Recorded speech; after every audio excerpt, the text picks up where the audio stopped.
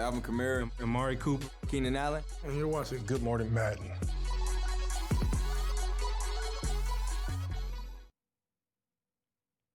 Good morning, Madden community. Welcome to a Tuesday edition of Good Morning Madden. I appreciate all you guys coming through. Today is going to be a little bit different. We actually have a Madden guest that's going to join our show.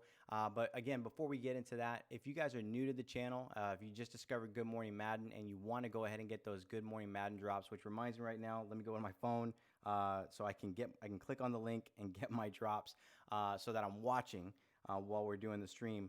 The one thing I want to let you guys know is that down below in our tiles, you can go ahead and click. There's a tile there that talks about Twitch drops. Click on that. You need to connect your Twitch account with your EA Origin account so that you can go ahead and get Twitch drops from simply watching this show. But you'll also want to watch this. You also want to connect that so you can get Madden Live drops. I have a little bit of an update from Gabby that I'll talk about later on in the stream today. Madden Live is back, so we'll go over that schedule and all that kind of great stuff. Today, we do have a special guest. We got a little bit of a Legends preview. We're kind of like we're going to send you somewhere to go see those Legends and all that kind of great stuff. But again, appreciate all you guys coming through. We'll be right back. I'm going to go ahead and get on the horn with one of our Madden producers. We're going to talk a little bit about the Gridiron notes that came out yesterday, kind of give some context. And again, one of the things that you guys have been asking about a lot is, having a conversation with the developers, understanding how things work, or, what was related in certain fixes. And I think that today we're bringing on Tom. He's going to go ahead and actually talk about his role at EA, what he does in Madden, and how, he kind of manages the team and doing other stuff in that space. So we'll be right back.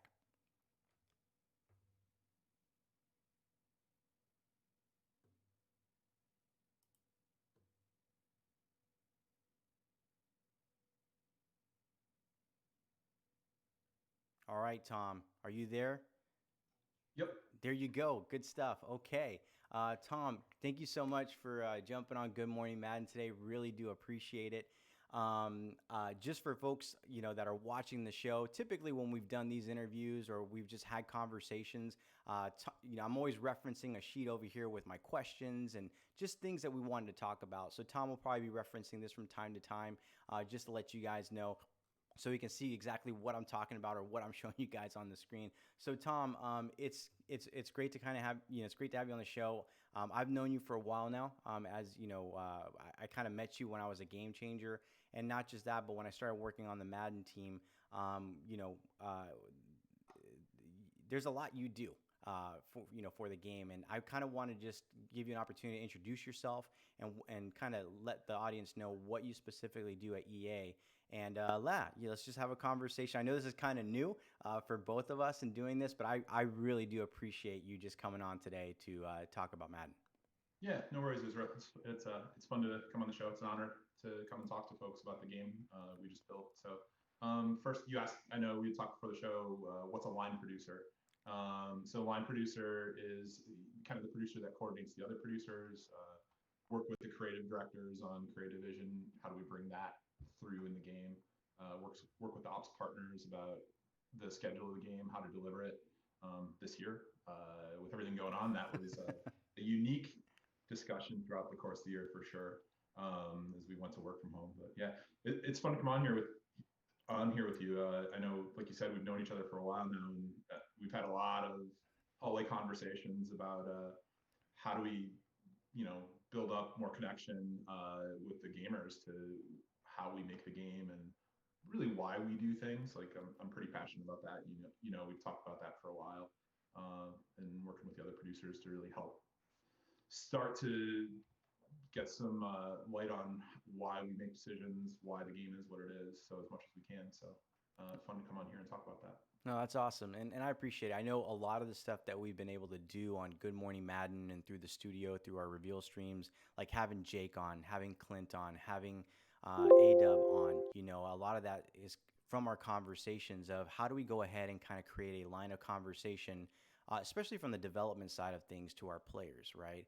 And I really appreciate your help on that. I know, like, one of the things we had talked about a lot was, when we look at our gridiron notes, a lot of times we were just simply telling players, hey, this just got updated. But, I remember the hallway conversation that we had of like, hey, is there any way we can give more context to our players? And that's where the dev note came from. And kind of just, if you can explain a little bit more of your thinking on that, because you did share some examples on how other notes were being done when we had that conversation, but would love to get your take on why you thought that was important. Yeah, as a big gamer, I play games from all over the industry, and always interested in what's coming next, and moreover, what's the designer thinking, or what's the dev team thinking about when they make a change. For the time that gamers spend with games, they get so deep into it that the why is, in a lot of cases, more important than the what. You can kind of roll with what the game's doing, For sure. but to really feel connected, knowing what the philosophy is, what motivated that change, what was considered. That's the stuff that I get really interested in the games that I play. So, talked about that with Clint, and I know Jake shares that a lot, and having guys like A-Dub on here too. The more we can share that, I think the better it is for the gamers to really understand what's going on and feel connected.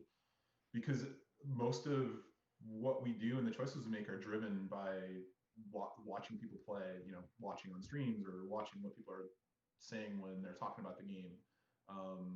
That motivates us to make the game better, to think about that. And there's a lot of times that designers are in a situation where, well, it could go this way, it could go this way, but understanding why they make that decision is the stuff that's really interesting to me.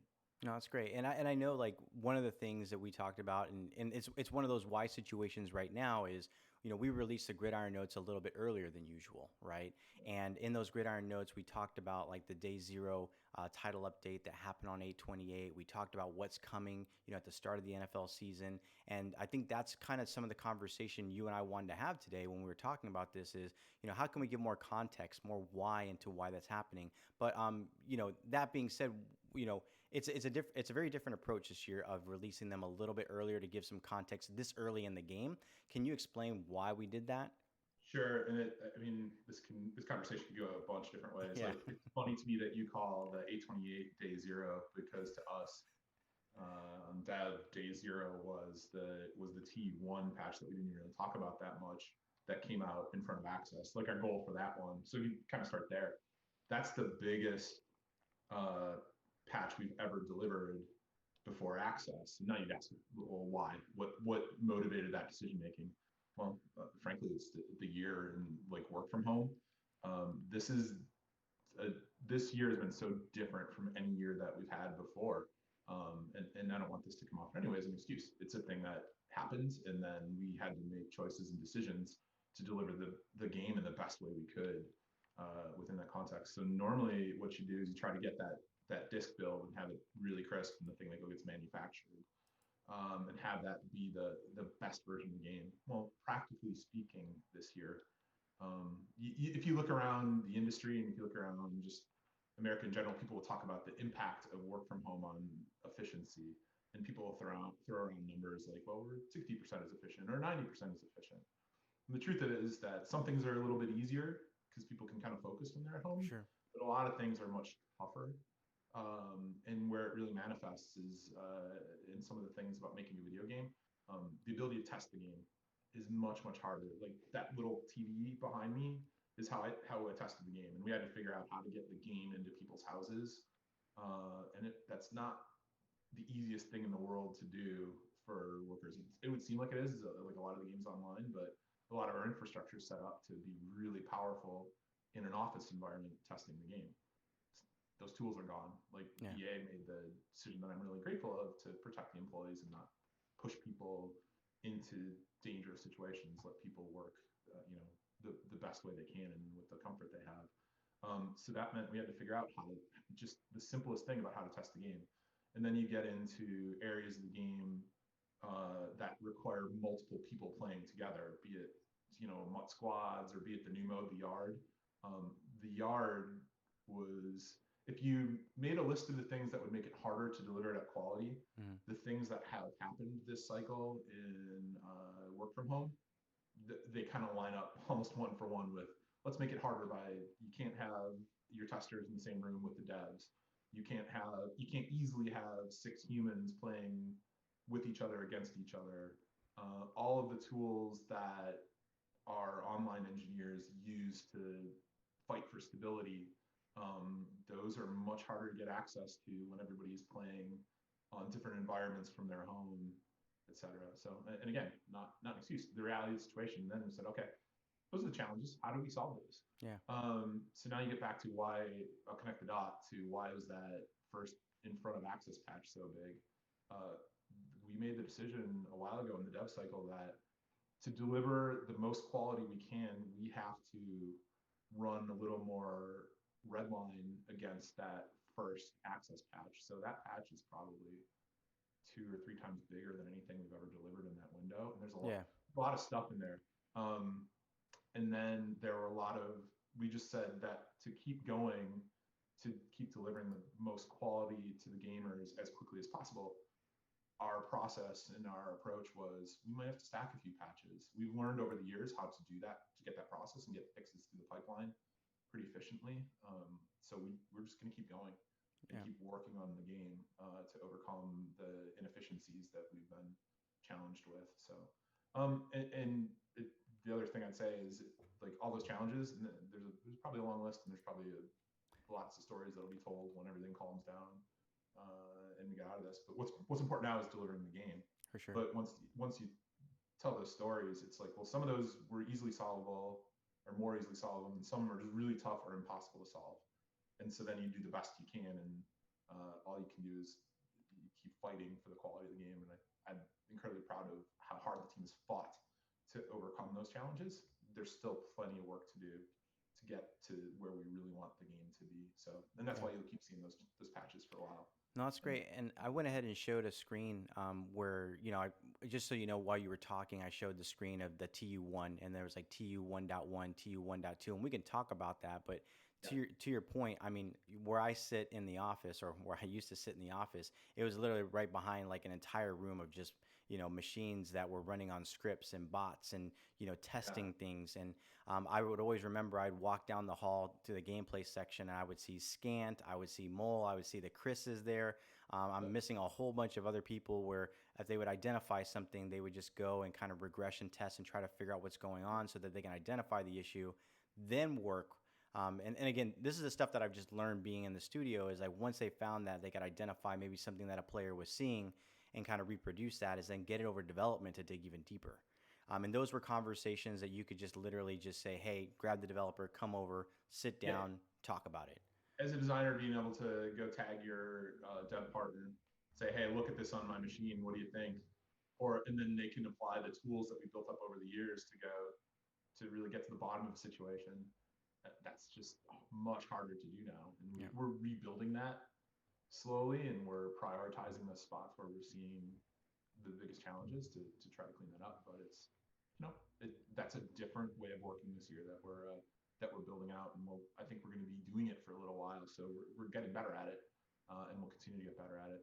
The thing that honestly breaks my heart is thinking about the squads lab that we have with 18 stations set up to let people play together and just pound through those online modes, sitting unused.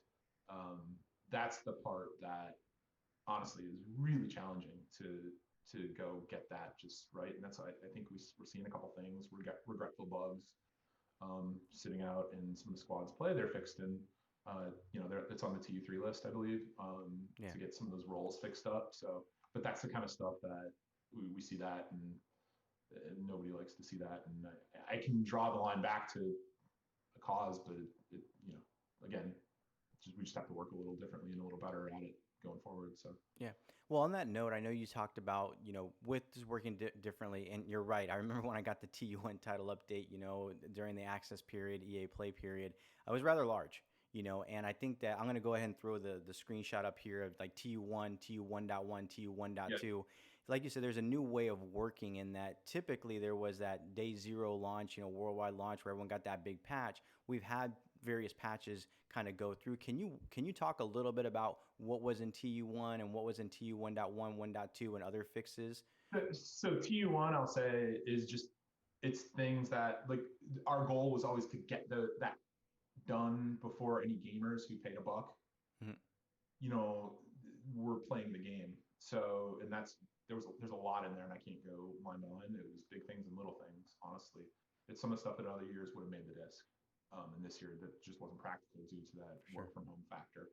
So there's a lot of stuff in there, a lot of big changes. So the 1.1 and 1.2, you know, another thing that happened really late in the cycle was Washington rebranding, and we wanted to make sure we're supporting that comprehensively. So the team jumped all over that. Team branding has pretty deep roots down into the game, and I hope we found everything. We continue to look for things. Some things are easy, like you can search for the old team name in asset names, and okay, that's probably one. Sometimes it's just baked into the graphics, and so it's not going to be until somebody sees it. Now we have people who know to look in the most obvious places with experience, but there's probably a few things that should come through. But one of those was we found a place where we had missed some of that rebranding, and we want to make sure we're on top of it. So we went in and cleaned that up in one of those. And then another one, you know, the team's pretty proud of the equality gear that we put in this year. There was an unfortunate typo on one of those, and so like that we wanted to get through the pipeline as quickly as we can. And there's a few other things, like small things that were in those the 0.1 and 0.2, but they tended to be around some of those things that frankly we took on very late, and I think for very good reason.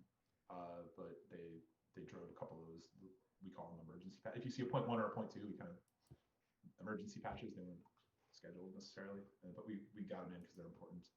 I will say, even before we go on to TU2, we came out, if we go back to Yard was the most challenging thing to deliver just due to the online nature of it. And some of our tool set to deliver online is just not available. And we found a couple things once we went access and actually some of it was just hitting scale for the first time, which we try to stress test the heck out of things. Like having come here from other places, like our ability to stress test is actually I'm always like impressed by it. Our stability is something that you know, we fight for all the time, and generally we do pretty well, I think. But the Yard just hit they just discovered some things that we hadn't seen working in our home offices, and you know, before you got a bunch of people matchmaking at the same time, and then we hit a really tough timing issue that was causing some people saw invisible players, or they were getting gear from a different created player or stuff like that. For the first couple of days of access, the team really worked around the clock and found it, and it didn't have it. And it was a server fix. Got it. Between just like to share. If we can fix it via server, it's much quicker than if we fix it in a title update, because the title update has to go up through a process of getting approved by Sony and Microsoft. So there's just generally a little bit more time in the pipeline for that. But I thought we were going to be. That was one of our biggest regretfuls going into, you know, the access period, especially because the usage numbers on the mode are unbelievable, which is great to see when you deliver a new mode. But we knew that one we wanted to get as soon as possible. So I couldn't be more proud of the fact that team they're really proud of the mode they built, and they went hard to go find that issue and get it cleaned up and get it repaired for everybody. And Got it. On Saturday of the first access weekend. So that was awesome to see.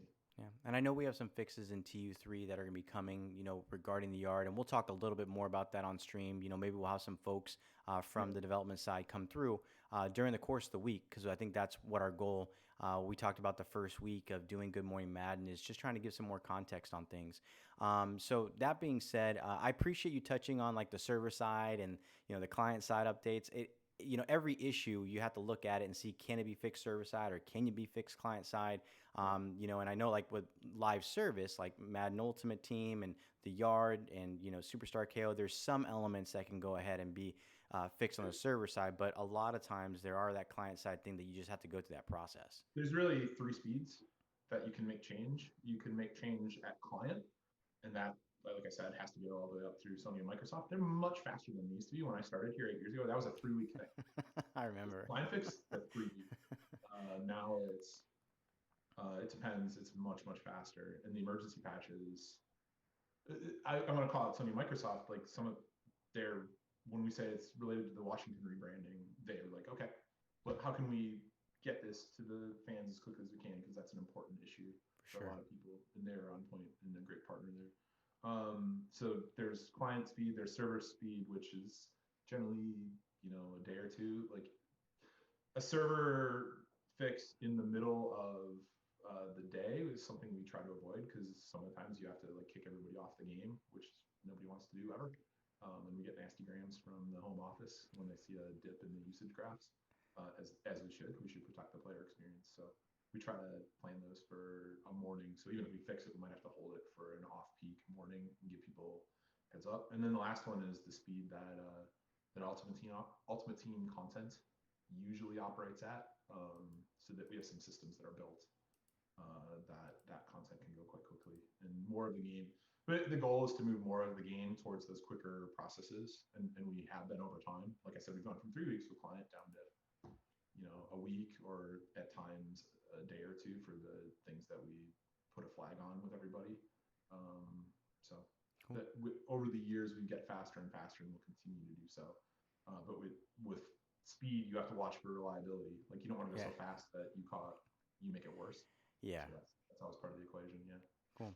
Well, hey, let's talk about Title Update 2 and Title Update 3. I know on Title Update 2, I have the screen here. It just says Title Update 2, launch day 8/28, and I'm actually going to go ahead and cycle through. For those people that didn't get a chance to check out the Gridiron Notes, you can just type in Google Gridiron Notes Madden NFL 21. You'll be able to go to the Gridiron Notes hub, and it has all this information. Title Update 2 touched on certain categories and certain areas. So Tom, I kind of just, in the slide here, I just simply put the key areas that were touched on Title Update 2, and I'll let you speak to those. So on Face of the Franchise, there were some changes that were there kind of in that day zero. I'll stop calling it day zero launch, but really just Title Update 2. What were some of the fixes that went into Face of the Franchise when it launched, and things that we noticed out there? Yeah, there were some things in there that affected very few people. Like there was a texture on like a coach head that was broken, so you'd get like that rainbow head. There were a handful of things. Again, most of the bigger things we saw fixed, but there were some things that affected a couple, a lower number of people that are in there.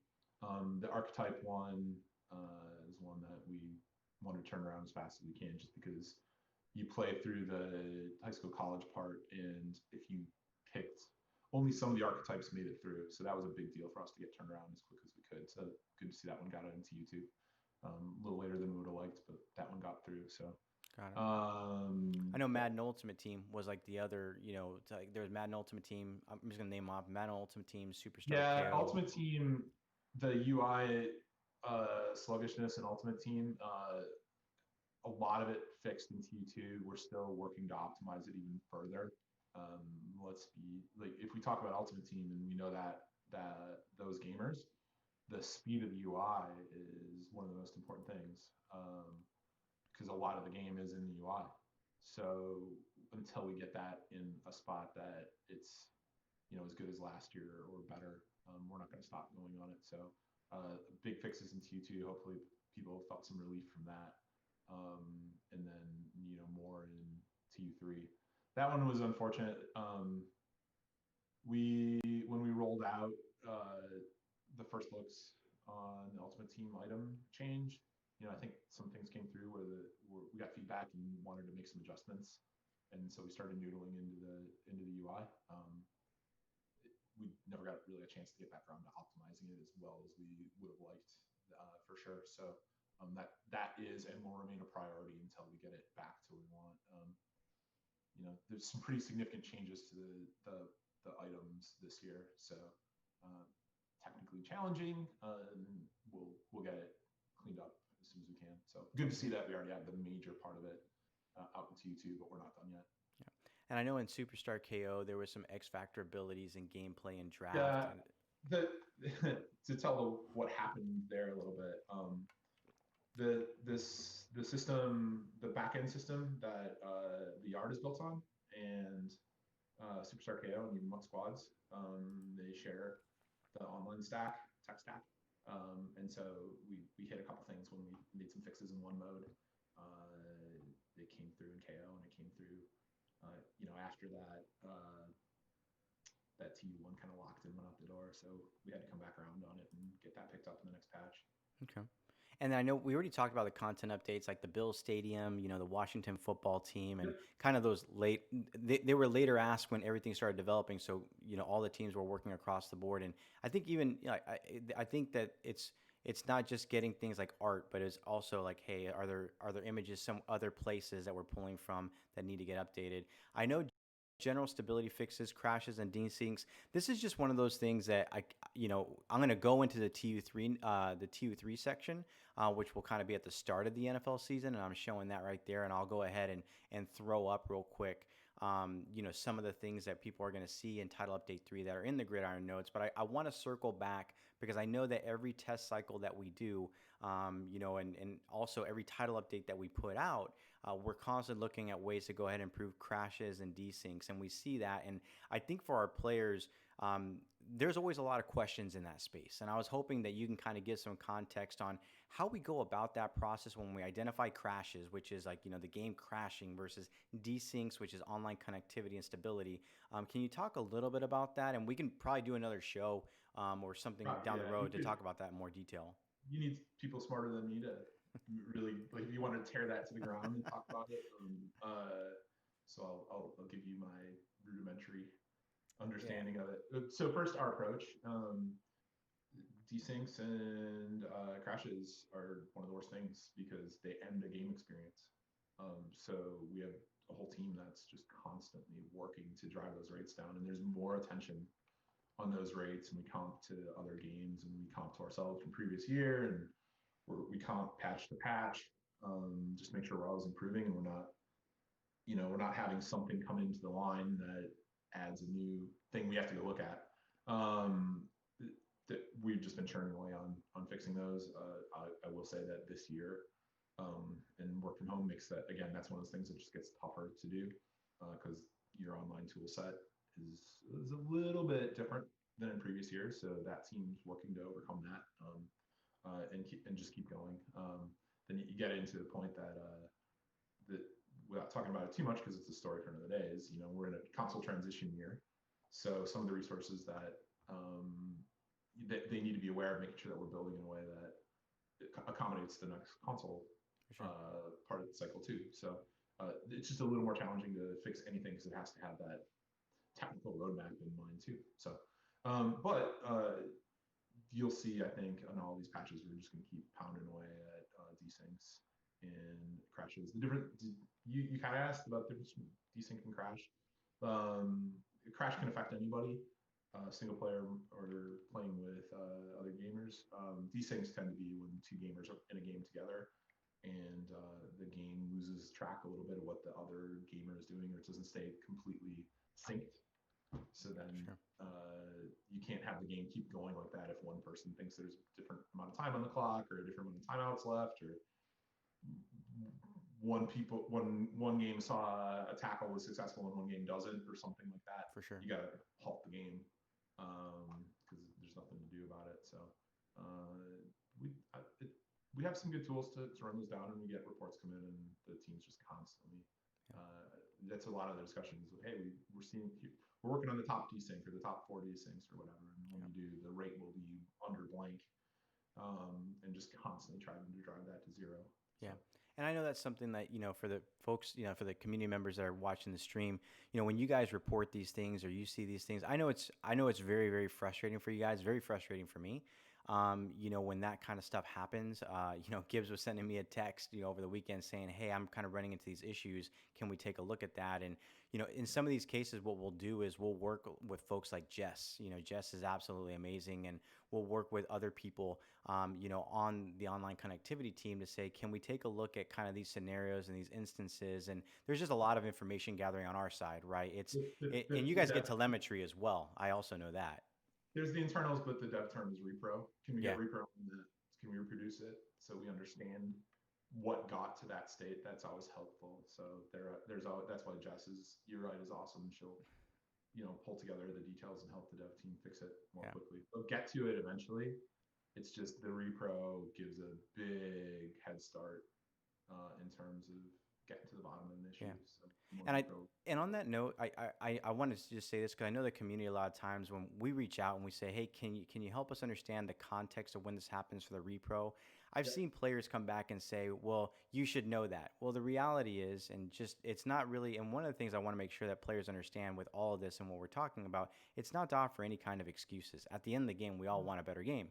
But what Yeah. hopefully players understand is that when we ask for these contexts, we have thousands of players playing the game.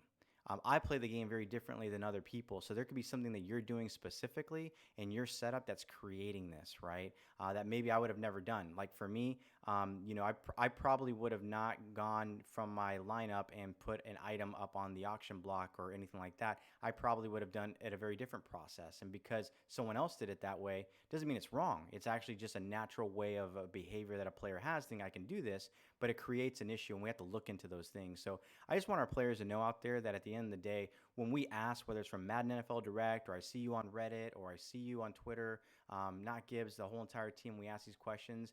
I know it's like, well, figure it out yourself. Your QA team should figure this out. Just understand that there's scenarios and situations that are just very different that we kind of need to understand that context. So people that do submit the videos, even the bug videos, right? I mean, we see the bug videos on Reddit all the time, whether it's like an animation bug or a visual bug. And I know there's memes and there's jokes out there about that. It's okay. I appreciate knowing that. Personally, I don't appreciate the meme that says 0 days without incident, but that's like, back 2020. I'm sure it'll come back in 2021. That's just a little plug there for those people that enjoy that meme. But all that being said, I appreciate the context on that. I do know, Tom, I do want to talk about TU3 before we go into that, but I appreciate the context on the crashes and the desyncs. I just wanted to kind of really bring up a note on that because I see that a lot from players, and those players that are already working with us, especially over the last week, thank you so much for doing that. I really do appreciate it, and the people on our team do. We get that to QA, and we start trying to look at that. Yeah, just to speak to what you're saying, I don't expect any player to be. We don't view them as our QA For sure. by any means. We'll find it and fix it. It gives us a head start. For sure. It will be quicker and more efficient if we get some additional data. So, I'm not mad at anybody if they're not sending in a video, but that doesn't change the fact that it's super helpful if they do. Yeah. Well, no, that's great. And I know I'm just flashing up here the screen about the title update 3. It looks like our team is targeting to go live around the start of the NFL season on September 10th. You guys may have seen in the title update that gameplay updates. We have things like pass rush, defensive coverage, tackling, throw out a sack, blocking, general fixes. That's all highlighted in the notes. But to give us more context, Tom, is there anything you want to say here, or are we going to save that for another show? I think any of these deeper dives, let's get the producer from that area in to talk and share. I'd hate to go meddling in Clint land or to talk about the stuff that JP's got cooking in the yard. Here's the context about what is TU3 versus the other title updates we've done. TU3 is the first place you'll see probably some tuning and polish. Knowing the year that we just went through, we kind of protected, if you will, TU2 to make sure that if there were regrettable bugs we wanted to deal with, we had a clean vehicle to get them to the gamers as quickly as possible. So it worked. Like TU2 came through relatively quickly with some of that stuff that we could only really see once we got into the wild. TU2 came through like that. TU3 is where you'll see some of the things that we've been working on for a while. Like you get into throw out a sack. We got some feedback, and everybody keeps playing it and has tuning and polish to add into it. The yard will have some more. We kind of call them quality of life, but there's some fun stuff coming in that adds some more to the yard. Bringing on JP, you mentioned it's got fixes, but for TU3, the yard is more than just fixes coming in. There's some more things coming in, and then Ultimate Team knowing that I'm excited to get the next UI optimization through as well. So Yeah, and that's what I see like here, Madden Ultimate Team. You guys may have seen this in the notes. And just a little bit of a heads up, I did bring this up on stream yesterday, and it did not make it into the Gridiron notes. We updated that last night. But for Madden Ultimate Team, there was a lot about menu load times, MUT squad roles. So, the offensive captain, defensive captain, that experience. And there's other kind of fixes in there as well. We went ahead and added that on there. So just a little bit of a heads up. That also was impacting Superstar KO. So you guys should see an update in that space as well. And like Tom was saying regarding the yard, there's friend boards, there's fixes, there's stability menu interface improvements that we'll try to find. We're not going to try to find. We know where they're at. We're going to talk to them and see if we can get them on the show to talk about that. I think the yard, we did put a Gridiron notes out there, explain to players the mode and what you can do and all that kind of great stuff. But I think that talking more about the evolution of the yard and where we're trying to take it is a good thing. But I think that the most important part, Tom, before we kind of end, the title update and talk about anything else is, on the face of the franchise and the franchise updates, there are going to be some fixes there, some improvements in that space. But the thing I wanted to focus on was the bullet that said the next franchise update blog will be released around the start of the NFL season and will outline current plans and target timing for the first of 3 planned franchise mode updates for Madden NFL 21. And I know you and I, have been involved with Grady, as well as like just not Gibbs and other folks in the studio talking through this. And we had our update come from Grady out on 8/3 on August the 3rd, which was great. But, our players definitely deserve another update. And I think that we have that cadence to talk about. Do you want to talk about anything regarding that? I know we have that coming out next week. Anything you want to talk about right now? Yeah, sure. I mean, the first thing I'll share is we've spent a lot of time talking about franchise the last month or two. What's the plan for the fall? What's the plan into the spring? There's a lot I think we're going to deliver there. And then importantly, what's the plan going forward? Not to go too far into it because that's a story for another day, but just to touch on it, like there are some big things I think coming and commitment of team and resources towards it. And we'll talk about that going forward. But I think next year's gonna be great. I think we'll continue to deliver stuff through this fall and again into the spring for franchise. Yep. It's this no excuse here. We have to figure out how to get and deliver all that stuff in a console transition year, which is there's some complexity to it, but not anything that's unsolvable. We just working through exactly what and when, because we don't want to tell you it's going to be this and then, oh yeah, we got to do a console transition and we got to hold it for there. Like one of the things we're talking about is how do we deliver things this cycle without making people have to restart their franchise to pick them up? Yeah. As much as possible. Yeah. So, and not everything will be able to be on the desirable side of that, but that's the technical thing we're trying to do is figure out how to have it come in without needing to restart. So yeah, no, and that's huge. Yeah, Sean's gonna I think Sean's giving an update next week, or we're giving an update on it. But we want to go deeper as well and start. The way I've talked today about maybe some of the process we've gone through to get to these to use and what this year, like going into that with a similar approach on franchise with some of the people who are doing the work right now. Yeah. So hopefully we get that. That's fun. It's fun to talk about. It'll be more fun to start sharing it and giving people a glimpse of where we're going. Yeah. And going pretty quickly, frankly. Yeah, and I don't want to steal a thunder because I know you and the team are working on a special project in this space about kind of updating the players. But I think you touched on something, and I just want to bring it up real quick here for our franchise players, right? Updating core franchise is really important to the team. But one of the things that we heard time and time again, and we've been talking with Tom and the community team, is that one of the biggest pain points last year when we introduced Superstar X Factors was that when things were happening, players they couldn't do certain things in their existing franchise when it was online. So they had to go ahead and restart again.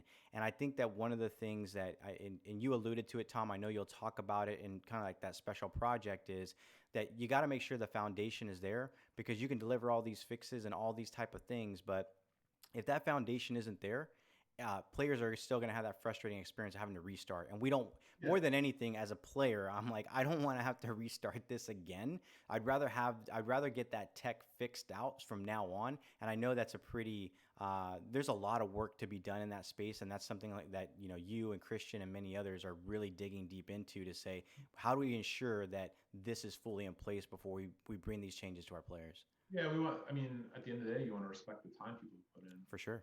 And franchise fans, like, they spend, like, you can look at our stats, they spend a ton of time playing. So, like, we don't want to be casual and just dismiss that commitment of what they've already put in.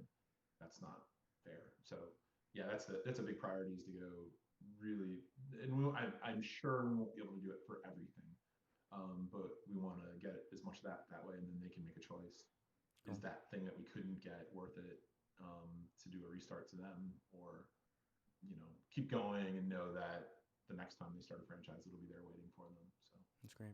Well, I know we're kind of almost getting close to time, and I know you muted your notifications probably till like 11, so everyone's probably pinging you like, Tom, what's going on, like, and things like that in emails. But that being said, though, I know in the virtual studio, and when I say virtual studio and conversations on Zoom, you guys are working on a project. We've been talking with the development team about transparency, being more open with our players, having a conversation with our players and building that relationship at the end of the day. Even, and it really spawned from that franchise space. We need our franchise players to know, we understand they felt that they weren't being heard or they felt neglected. We want to go ahead and build that relationship back with them, have a conversation with them. And that being said, you've been, talk to me about your project that you've been working on. You can get me in trouble. Yeah, I mean, well, what is it that you guys want to do? You guys brought it to us, and we're like, this is just we thought it was a great idea. The goal is easy. The goal is to, as much as possible, bring people in to what we're thinking about and why we're thinking about it in terms of franchise, and just to share as much as we can in the process. What mechanically that looks like and when we get to it, like, I'm hopeful we have a solution that we can get to it really soon and have some of the people that have something really useful to say for the franchise fans, so they can hear where we're going, what we're talking about, and maybe start to get insight into how it's going to be delivered. For sure. For what it's worth, actually, like, the roadmap that's been shared, even for the fall and spring, is not something I've seen us do before. So I'm hopeful that we're going to continue down that road of just sharing where we are, where we're going, and why. But I want to keep going and push it further and bring people in as much as we can. So cool. Well, you know what? Don't despise the day of small beginnings. We got to start somewhere. That's where GMM started, all with Farrell's and Gibbs' idea of just doing a small little show. Yeah, but I think it'll be great. I'm excited. I don't want it to be a small beginning, though. I want it to be a good engagement. I don't want to, like, dribble our way into it. For sure. Let's go hard into building out insights into what it is and where it's going. No, it's gonna be great when it launches, and I'm excited. Maybe that statement, "Don't despise a day of small beginnings," is more my mom telling me, when I was playing dodgeball, I got picked last. Like, don't worry, one day your time will come. Look where you are now. Yes, I am 5'6". Okay, moving on from that. Tom, is there anything else you want to share before we move on? I know you and I are going to, after this stream, I'll be working with you and your team to kind of figure out exactly during the course of the week who we're going to bring on and talk about different things about gameplay, the yard, possibly Madden Ultimate Team. Anything else you want to share before we go ahead and close this out and go from there? No, I don't think so. I think we covered a lot of ground. That said, if people have more questions about what we're doing and why, like, feed it into the show, and we can come back on and talk some more about it. This is the fun stuff, is talking about making video games and getting something fun to the hands of the gamers. We're here because you guys are there. So that's awesome. Happy to talk about it with you. That's awesome. Well, Tom, thank you so much for coming on. Appreciate it. I'm going to go ahead and transition guys out real quick here, and then we'll go ahead and resume for the rest part of the show, talk about some other things. But Tom, I'm sure we'll see you some more later on this week. Thanks for coming on. All right. Take care. Yeah.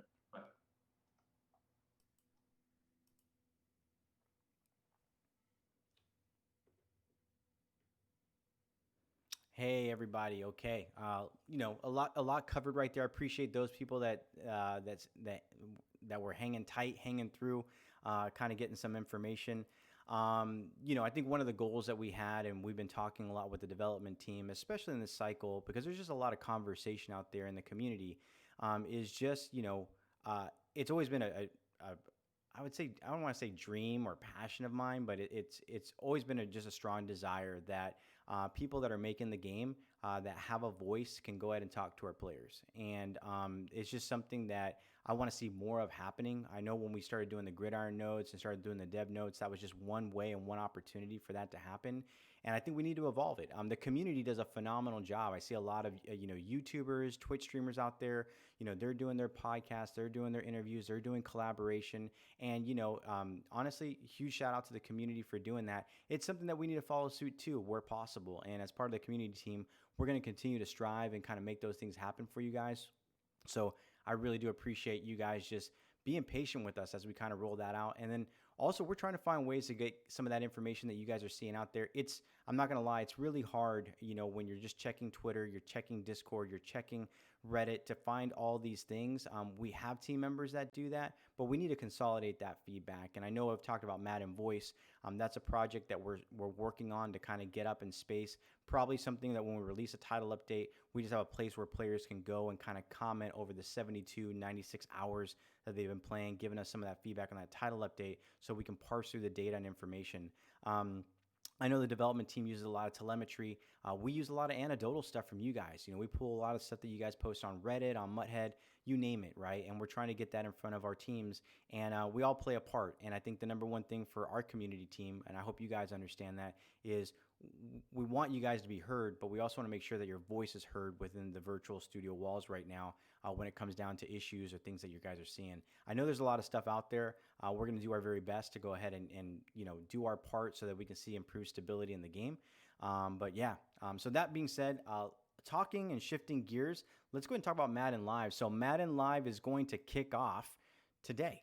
Out of respect, out of respect for various things, and I know some of our comms channels were quiet, and that was really more of a decision on the Madden and the sports side of things.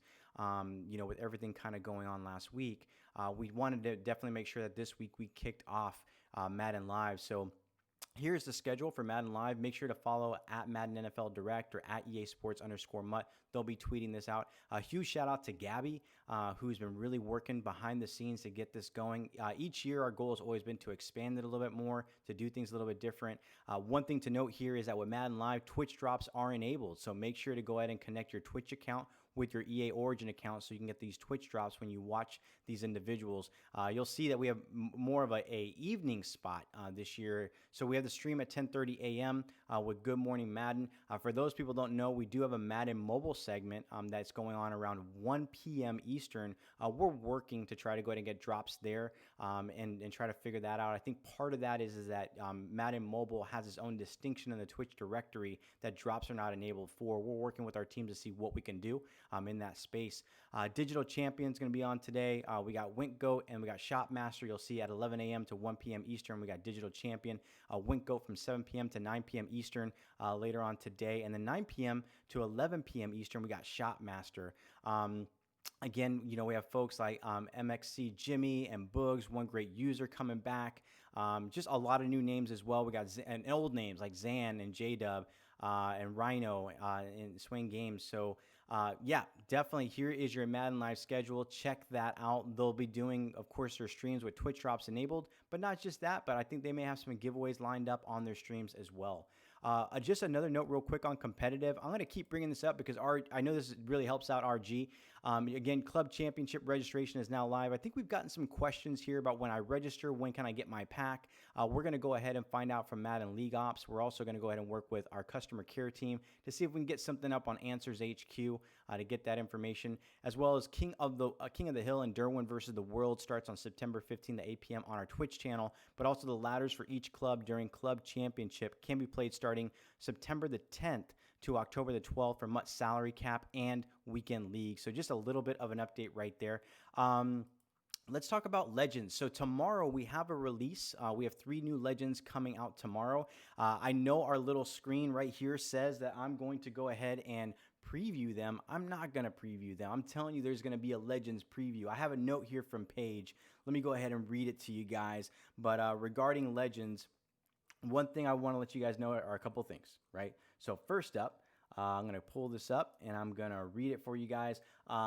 So a quick update regarding the Legends. They're going to be coming out coming to Madden Ultimate Team tomorrow at EA Sports _Mutt will be revealing the Legends today. So definitely keep an eye out on that. But I'm also hearing whispers that there's an exclusive Ultimate Team Instagram channel out there. You know, for all you Mutt insiders out there, that if you want to go ahead and see that 3rd Legend reveal, trust me, you'll want to go find that Instagram channel. You know, and you know, a lot of you guys here are Good Morning Madden insiders. You know, you Mutt enthusiasts or Mutt insiders. Go check that out. Be on the lookout what that channel name is on Instagram. You know, let us know, all that kind of great stuff. But yeah, again, also a note too, Gridiron Notes did go out. Gridiron Notes went out yesterday. That's highlighting kind of what was there in the Day 0 or Title Update 2 patch that went out on launch day on 8/28. But also there's some information about Title Update 3 that will be coming out. That Title Update 3 will be coming out sometime at the start of the NFL kickoff. I think they're targeting September 10th. So, you know, keep a pulse on that. There's more information there. We'll bring people in during the course of the week for the show to kind of talk about that stuff. All right, so that's it, guys. I'm going to go ahead and roll some giveaways real quick here. Next up, we're going to do a regular giveaway for Asante Samuel. I owe you guys an apology yesterday. I think I went to Mutthead and did a query, and I was not sorting them by price. And I said I'm the most expensive items, and I was wrong. So I actually did a search and got some of the more expensive items. Not all of them are the most expensive items. You know, we don't got Barry Sanders in there just yet, but we'll probably, you know, maybe give them out on Friday or something like that. But regular giveaway is Asante Samuel. I'm going to go ahead and roll that right now. And that winner is D-Bro. D-Bro has been following the channel since August 17th of 2019. Congratulations to you. We'll be reaching out to you to get your gamer tag, your PSN ID, and console. We'll also be reaching, you know, if you're on, again, I keep saying it's on PC. If you're there, we'll go ahead and get you that on PC. One thing to note is that when we do these grants, check your item binder, right? So what we try to do is once we get your information, typically I'll send you guys a message or right after the stream within 30 minutes or so. Check your Twitch message, respond back to us with your gamer tag, PSN ID, and console. Then what I'll do is we'll work with Not Gibbs and other folks to get those grants. We try to get them done by 5. People that haven't responded, I think we had one guy that didn't respond yesterday till later on in the evening. We'll go ahead and get your grant done today. The next giveaway we're going to do is Adelius Thomas. I'm probably butchering that, and I apologize. So D-Bro says, congratulations. He says, let's go. Congratulations to you, sir. We got B767AMT. He's been following the channel since June 5th of 2019. He won the Ravens theme diamond. I want to say Adelius Thomas, but I'm probably saying it like incorrectly. So my apologies in that regard. We're going to go ahead and do 3 dump trucks real quick here. And that is going to go ahead. I'm going to roll those real quick. The first dump truck that we're going to go ahead and do is going to go to Side Bet on Me. Side Bet on Me has been following the channel since January 16th of 2020. Side Bet on Me, you won Bobby Bell, the power up and 1,000K in training. So congratulations to you, man. We'll go ahead and reach out to you. The next giveaway we're going to do is for Steve Atwater, his power up and 1,000K training. And that is going to go to